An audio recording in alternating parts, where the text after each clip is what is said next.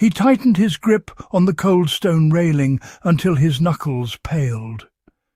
"This cannot be all of them," the king murmured, more to the wind than to any man. His eyes swept the horizon again, searching for shapes that were not there. "Where is the rest of their fleet?" The numbers unsettled him. He had prepared for excess, for a storm meant to break against his walls. But this was something else entirely. Smaller forces demanded sharper thinking. Either it was a feint, or the enemy possessed a confidence that bordered on arrogance. Neither possibility comforted him. Beside him, the chief adviser stood with his usual stillness, hands folded within his sleeves as the wind tugged strands of grey hair loose around his temples. "It is fewer than we feared, my lord," he said carefully. "But restraint is rarely a sign of weakness. An enemy who shows only part of his hand is often the one most certain of victory. We would be wise not to relax our guard." The king gave a slow nod, though his thoughts were already racing ahead, mapping outcomes, measuring risks. For all its strength, the city had always carried a single vulnerability: the sea. The coastal walls were sturdy but modest compared to the massive fortifications that ringed the inland districts. Built more to deter raiders than repel an army, they would not endure long beneath a determined landing. If hostile boots reached the shore in force, the defenders there could be swallowed before reinforcements arrived. Yet Shadow Bay had never depended on walls alone. The king lifted his gaze toward the mountains that embraced the harbour. Two immense ridges rose from the earth like the spines of some buried giant, their peaks veiled in drifting mist. Dense rainforest clung to their slopes, swallowing light and sound alike. Mariners had long called them the sentinels of the bay, silent wardens that turned the harbour into a natural fortress. Between them lay a single narrow pass, the only true path in or out by land. It twisted through rock and shadow, fortified across generations by rulers who understood that geography could be deadlier than any army. Many had tried that passage. Few had crossed it. "Those mountains have never failed us," the king said quietly, his eyes tracing the ridgelines. Memory stirred behind his gaze.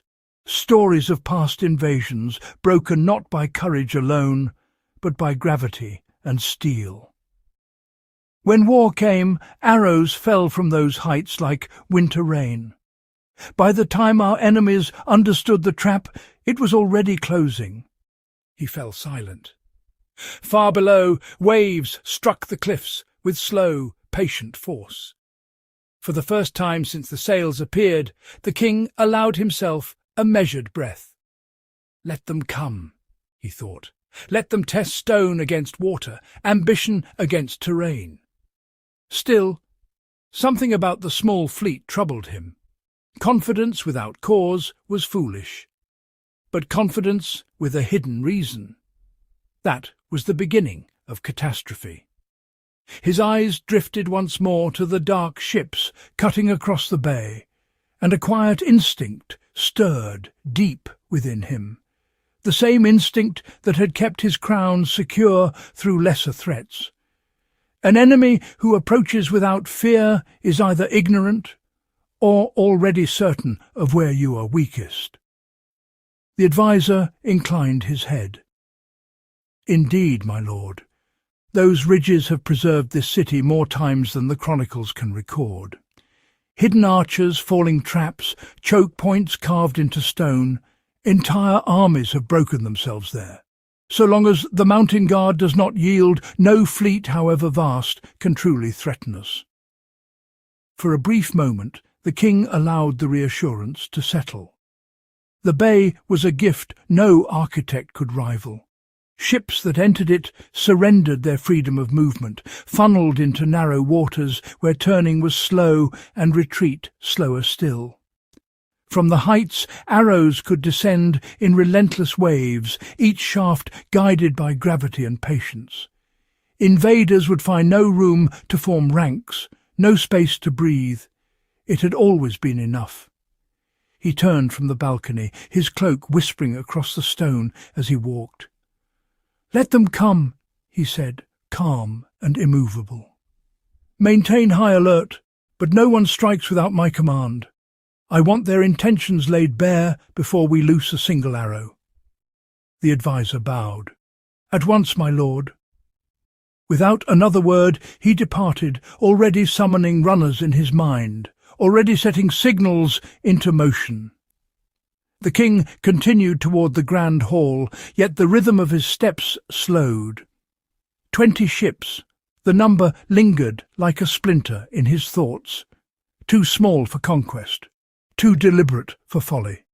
If it was a diversion, then something else was moving unseen, and if it was not, he did not finish the thought. Outside, the city throbbed with preparation. Guards lined the walls, their silhouettes dark against the brightening sea. Archers tested bowstrings until they hummed. Blacksmiths drove hammer to metal with tireless repetition, the ringing blows rolling through the streets like iron heartbeats. Patrols marched the ramparts, armour catching the declining sun as the approaching ships grew sharper against the water. From his hilltop perch, the fisherman narrowed his eyes. The vessels were close enough now that he could see the way they cut through the waves, steady, disciplined, untouched by panic or haste. The wind carried the familiar scent of salt and kelp, and beneath it the dull roar of surf breaking against the rocks. Everything looked as it should, yet the longer he watched, the stronger the unease grew. There was no disorder aboard those ships, no shouted commands drifting over the water, no frantic adjustments of sail. They advanced with an eerie composure, as though arriving not at an enemy harbour, but at a destination long promised. The fisherman felt the tension before he understood it, the subtle tightening of the world, like the air that gathers before lightning splits the sky. He exhaled slowly, eyes fixed on the dark fleet. Something was wrong. Not visibly. Not yet. But the sea itself seemed to be waiting. The king's confidence rested on stone and history, yet the fisherman could not share it. From the hill he watched the small fleet glide closer, and the unease within him deepened. There was something unnatural about their approach. No drifting, no correction against the wind. The ships moved with a quiet precision, like sharks that already sensed blood in the water. As the first hulls crossed into Shadow Bay, the ocean breeze continued its low, wandering song. Once it had sounded like freedom. Now it carried the muted warning of distant thunder.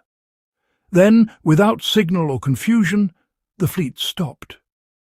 Anchors fell. The ships settled into the deeper waters of the bay, their bows turned toward the city, not advancing, not retreating. Waiting. A stillness spread outward, subtle but immense, until it seemed the sea itself had paused to listen. In the war room, the king stood over a vast ornate table where the bay had been carved in careful detail, every ridge, every current, every hidden shelf of rock. Generals formed a silent ring around him when the doors burst open. "My lord," the messenger said, breath tight from haste, "the enemy fleet has anchored in the deep waters. They make no move toward the city." "Anchored?" The king repeated the words slowly, irritation threading through his curiosity. He glanced down at the map, then toward the dark line of sea visible through the tall windows. "They hesitate. They know they cannot survive the ridges nor breach our walls. So, what are they waiting for?" An older general stepped forward, his beard silvered, one cheek marked by an old blade. A feint, perhaps. They could be awaiting reinforcements, or hoping we grow careless. A younger adviser shook his head. Or they finally see reason. No commander willingly throws men against defences like ours. They may withdraw once night grants them cover. The king listened without interruption, his gaze distant, assembling patterns only he could see. Then a faint smile touched his mouth. "Withdraw? No," he said softly. "Men preparing to flee do not anchor themselves so deliberately. They are stalling, though for what I cannot yet say." The smile lingered, but did not reach his eyes. He brought his hand down sharply upon the table. The carved waters trembled beneath the blow. "We will not grant them the comfort of time," he declared. "They sit exposed upon our bay as though daring us to act. Very well, we will answer." A murmur rippled through the chamber. One of the more cautious generals cleared his throat. "My lord, striking a fleet beyond easy range carries risk. We do not yet understand their purpose. Acting too quickly may serve their design rather than ours." The king turned, and the room seemed to cool.